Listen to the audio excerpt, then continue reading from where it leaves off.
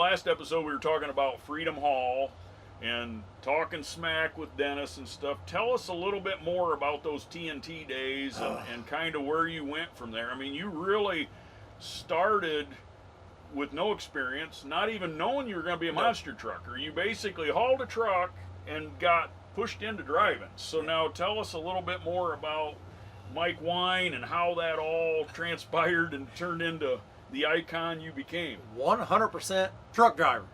No ifs, ands, or buts. Started out on the farm, started out working on trucks all my life, got into monster trucks. So me and Dennis, we had our rivalry. We went back and forth. You know, some people said, oh, you guys are just doing like the wrestlers do. You pick on each other and go out to dinner afterwards. No, we'd pick on each other, and then afterwards, we'd all count our money and count our change, right? We got enough fuel to go to here. We got enough fuel to go to this show. Hey, let's get a barbecue grill and we'll grill out in this trailer, and 4 or 5 of us will sit there and eat. Well, then we got out there and we're racing the trucks. Oh, we finally got our blower motor. All right, now Mike Wine went from 300 horse, finally went up to 1,000 horse. Now I'm competitive. I'd always get beat. No problem, they'd outpower me. That's fine, but if you messed up, if you oversteered, you bounced sideways, I would never let off of it. I was a fierce competitor in racing. Never would let off of it. I'd have to pay for the parts. If we broke something, I'd call Nick. After he'd get done screaming at me, I'd go out to the wrecked cars. Because we'd always crush Ford LTDs. Yeah. There's me a transmission. There's a C6 sitting there right there. I'd pull them out. There's my power steering pumps. There's my motors. I've run stock motors before. And one time at a show, we had one, and I got that on video. I got to dig that one up. I went out to a show, started a crushed car, leaned in with the keys in it and started it, and I backed it up. I think it was West Virginia. I have to check with friends of mine, and drove it off the arena floor, no brakes. And when I got it out there, I pulled the transmission out of it that night, so I had a spare. Yeah. I think a lot of guys did that stuff in the early days. I remember some of the promoters getting mad at all of us because we'd be out there with the hoods and the trunks open, looking around, and with a pair of pliers and snippers. And I remember pulling a lot of wiring out of a car because I needed wire to try to get something working in my truck. So I'm in there trying to find the longest strands of wire. They were probably headlight wires or something. And I'm cutting them, and and they're like, "Leave our cars alone." They come in. We've had promoters before come in and out in the lot, see 3, 4 cars flipped upside down. Oh, that worked out. Oh my God. Oh, my daughter's here sitting across the room from me now, but she'll vouch for this in Philadelphia. My wife's starter went out of her Ford Aerostar van. You remember that, baby? My wife's starter went out before we started crushing cars in the Philadelphia Spectrum. I went over there, me and Bucky. Me and my buddy went over there. Bucky's like, hey, there's a Ford Aerostar van. Yep. He said, boom, boom, boom, it starts. I said, parts. We got on the wheel loader, flipped it upside down. We took the starter off of it, took the battery. I even got some tires for my wife's van and everything. We switched them over. Well, we're young, dumb, excited. Oh, yeah. Went back to the hotel. It snowed 20-something inches that night. Wow. I get a phone call in the morning from the promoter. He goes, Mike. I said, hey, what are you doing, Mr. Wells? He goes, your wife's fan broke down again, didn't it? I said, oh, no, sir. I never admit to nothing. No, sir. I said, no, not at all. Why? He goes, there's 2 Ford Aerostars fans. No other cars borrowed. Flipped upside down in the parking lot. One's missing tires. One's missing his starter. And I had to go get your wife and jumpstart her van. Go flip them back over, he says. There's oil all in the parking lot and clean it up. I'm like, sir, so innocently. I said, sir, I'll be more than glad to help you out. I don't know who did it. So we went back over. Me and Bucky flipped them back over, knowing dang well we did it. Everybody knows Mike Vine did it. Yeah. So we ended up racing there that night. Left from there, went to West Virginia. Got out there in West Virginia, and I was like, look at this old hillbilly showing up in this rig. Gary Cook. Oh, yeah. Said, oh my God, oh, look at this little chunky little boy that's with him. It was David. Everybody's introducing themselves to him. Yeah. Me and Dennis and Porter Wiggins walking around. We're like, this thing ain't going to make it out of the trailer. Yeah. This ain't going to fall apart. Got tie rods, little tie rod bars, little 1-inch tie rod bars. Yeah. We're like, oh my God, this old guy's crazy. He ain't going to do nothing with this truck. Yeah. Fired it up. Doop, doop, doop, doop, doop. Sound like an old 2-cylinder. Oh. Doop, doop, doop, doop, doop. He backed it out of the trailer. We're all laughing. I mean, we couldn't stop laughing at this whole thing. Yeah. Put these tires on. They're about ready to fall over. Bald. Bellowed up top. Yeah. He got it done. That was the Equalizer truck. The first time it ever came out. That was a red truck. Yeah. That old red truck went out there and whooped our butts so bad. We're like, this is unbelievable, and it's not falling apart either. Yeah. It's staying together. Yeah. And then we're like, okay, all right. So we all went to Andy Brass. There's Bigfoot. Oh, this is no problem now. Andy's going to whoop that truck. This is going to be a whooping right here. Ford versus Chevrolet. Oh, Mike Wine's happy now. Boom! Andy took off. Boom! Yeah. Equalizer flat on the ground. No air. Yeah. Kept winning and winning and winning. A couple of weeks went by. Everybody's getting interested now. Now you got a new coil spring. Totally different mount. Totally new setup that we're not used to. Yeah. He comes from a pulling background, so it's big on motors. Yeah. So David went out. God, I wish I could remember who ran into him. I swore it was Dennis and him ended up running into each other. We used to have to go out the windshield of the old truck. David got mad. David went back home. Gary Cook come up. We stayed out there all night long. Man, we'd help everybody. Even if your truck wasn't done, the main ones that were running into points, you helped them. You took a part off of your truck to help that person get back. So we went over there, me and Nick and everybody, helping him weld and put that truck back together all night. That truck had 2-wheel drive. Our truck was broke. I'm out. Didn't have the money for parts. Couldn't get him in till the next week. Gary said, Mike, no. I remember he do this. He said, now, Mike, I'm going to need you to drive that truck for me tomorrow to keep me in the points. All you got to do is just drive over the cars. I said, this is easy. I'll get in there. All right, I'm 6'3". Yeah. David Morris was 5'3". It didn't work. I got in, but they had to take a coupling on it. That's when I learned about steering wheel couplers. Oh, yeah. I didn't know what that was. Yeah. We run a stock steering column. Yeah, the old race car takeoff wheel. Yeah. Pulled this little collar and the steering wheel got out. Oh, and he had a big one too, didn't he? Yes. He had this great big steering wheel. Big old steering wheel. Got it, and I crawled in it, and here I am in David Morris's seat. My knees up to here, and they put the steering wheel on so I could only turn like this. And the throttle, his little legs are so short, mine are long, I had to put my feet on top of the throttle pedal and push down on it, and I'm laughing so hard. I'm like, oh, this is a joke. I'm just barely going to be able to go, but I'll do it. Who cares? So got out there to go. Here goes Porter. Porter lines up with me. Porter's hard. Oh, yeah. Gary Porter's truck, Carolina Crusher. You respected that truck and that man. Yeah. Him and his brother built truck. Yeah. That was tough. Tough every weekend. So I got an Equalizer, 2-wheel drive. Yeah. Mind you, 2-wheel drive, sit there and spin. That's when we started out. We started out over a big hump and then to the cars. That's when there was cars. That's when it was monster trucks. You hit a car, you never knew if an antenna was going through a tire or a pillar post was taking out a tire. Remember the old days, you'd take a rag, you'd take roofing nails or screws, you'd screw them in there and just fill it up with air to run the old things. Yeah. I know you've had to do that before. We did. All kinds of tricks. Ether them up, put ether in a tire, and set the tire We're not supposed to back on talk there. about that anymore. That's a bad subject. That was in the 80s when Before we knew better. Before we knew better. Yes. Yeah. Well, first of all, we didn't know better. We were in monster trucks. Yeah. But got in that old truck, light turned green. I laid onto it. It took off like a rocket. Boom! I won. Yeah. It's like, whoa. It probably didn't even hardly feel the This landing. truck isn't a joke. Yeah. This thing rides like a Cadillac. Yeah. I ran it all night for him in 2-wheel drive. Kept him up into the points.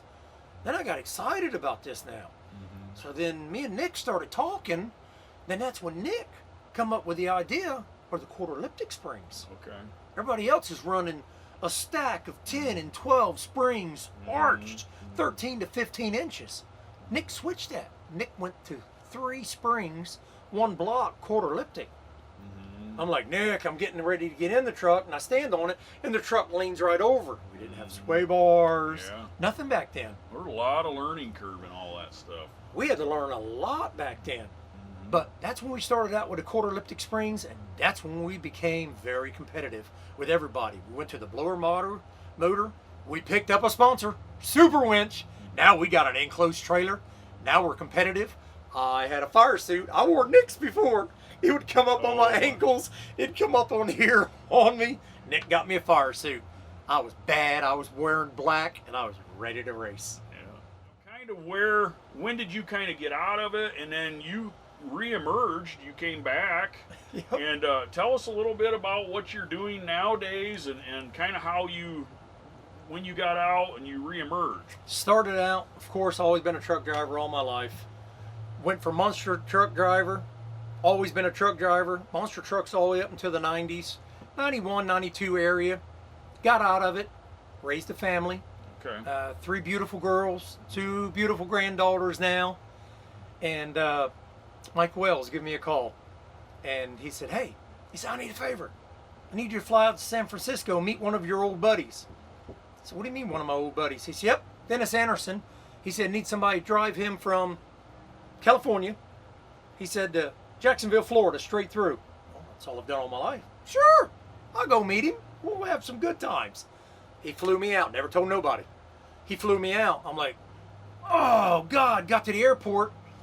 I called my wife. I said, hey, Annette. I said, I don't have my wallet with me. I said, you got to send my wallet. Here's the hotel information. Please send it. She sent my wallet overnight.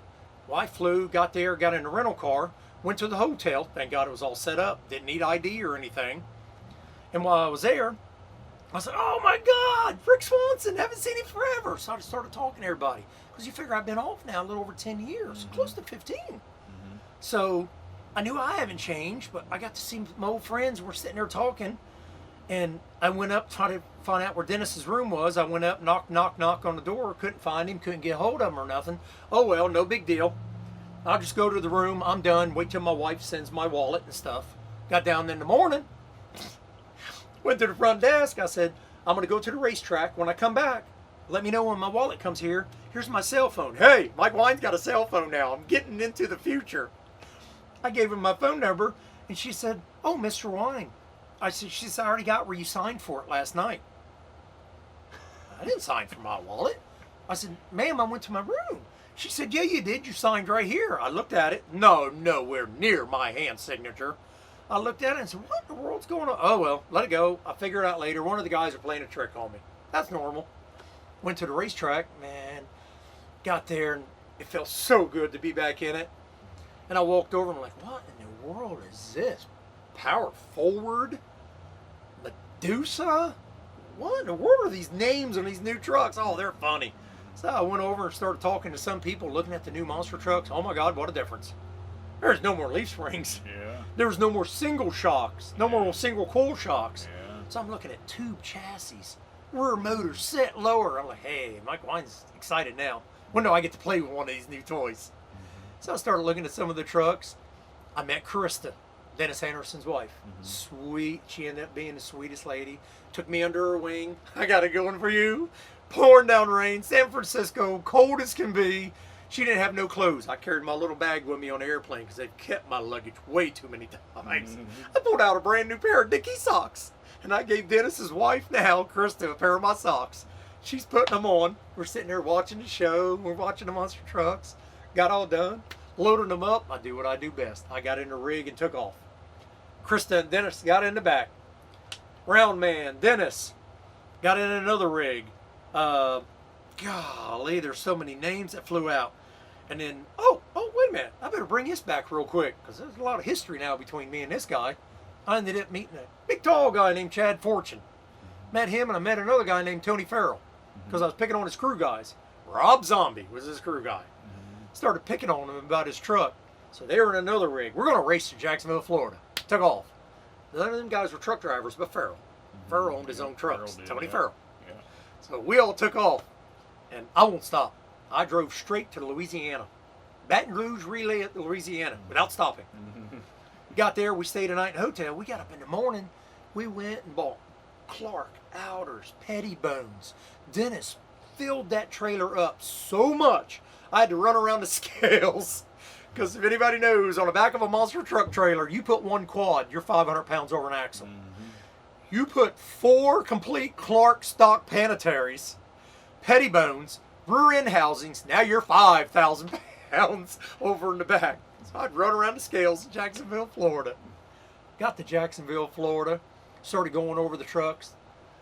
Oh, God, they made me wear a Gravedigger shirt and do an interview about being back and about Gravedigger. You think that didn't break my heart?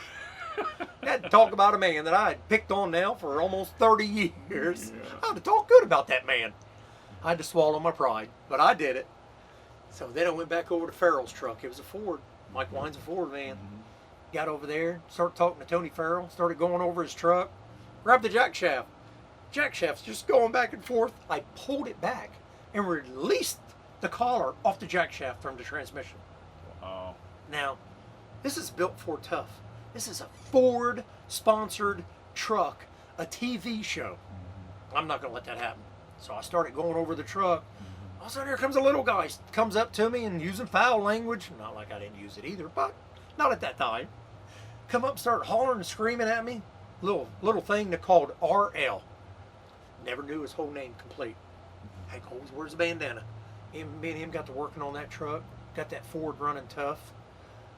Still didn't know Farrell. He come over to me, shook my hand, said thanks for working on the truck. He ran that truck hard. And he went to the semifinals in that truck, and it's the first that truck has ever went past in the first quarter without breaking down. Me and him ended up hooking up, and me and Tony Farrell with Ford became the best of friends. We went to Pontiac, Michigan after that, and that's where I finished off, in Pontiac, Michigan. I started going there from 1982. The first time the cars were ever crushed, I was there. It was a proud moment. We stood 8 feet beside the cars. I remember broken glass flying all over us and everything. Never thought nothing about it. No. Can't do it now. But it was a great history. So we went to Pontiac, Ford sponsored. We went up into the suites, met the Ford guys. I'm proud. I'm back. I'm wearing my Ford crew shirt. Got up there, and everybody's like, "Oh God, we've seen you before. We remember you before with the Jersey Outlaw." And I barked off real quick. I turned around, and I said, "Yes." I said, "I started out in a Ford, and the only way I was coming back was in a Ford. That's the only way you're going to see me." I said, "I am Ford true all the way through." I turned around, walked out. And everybody's like, "Oh my God, what happened?" I walked down the hallway and I was laughing. I thought, "Oh, this is cool. I get to cut up and kid around again." They took it serious. Oh no. So next thing you know, Farrell comes out there and says, "Hey, you got to go back in there. They want to talk to you." I'm like, "Oh man, I'm sorry. I'll go apologize." We got in there. They had posters. They had a bed from before that they wanted us to sign. They wanted me to sign it. I'm like, "I'm nobody. Man, I ran a truck years ago. I'm nobody." But they liked my attitude. And the way I talked, and the way I talked about Ford, and I still believe it today. Still believes in Fords today. Always will. So now, what are you doing now? You kind of got back out of the monster trucks somewhat. Yep. Got back out. Had a bad car wreck. Got hurt pretty good. But I went from monster trucks in the winter to always hauling heavy machinery, heavy equipment. I was pulling a 12 axle, 14 axle, 147 foot long. Empty weight on my truck was between 127,000 pounds, 130,000. Wow. Biggest load I've ever hauled was 23 foot wide, 336,000 pounds. Wow. That's my adrenaline rush now. Think a monster truck is big, you haven't seen nothing yet. Yeah. But that's neat. Still doing heavy hauls, still doing wide loads, machinery and equipment. I'm an old school truck driver, supporting my family. I'll be an old school truck driver till I die. My kids have surpassed me. Like, I took much, but my kids now are doing great in college. I'm still trucking, and now I get to come out on the weekends and see old friends. But the best part about it, I learned 3 years ago about the Monster Truck Hall of Fame. It touched my heart. I never knew there was such a thing, and I go every year, and I'll never miss it again. It brings back a part of the history, the originality of the trucks, friends, peoples. You got to go. You just got to be a part of it. I'm going to be a part of it the rest of my life. I started out old school. I'm old now. I'm going to stay old school. But I'm young at heart. Well, good. Well, hey, hopefully you guys enjoyed this. I know I sure did. Follow us on YouTube and on Facebook, and we'll see you on the next one.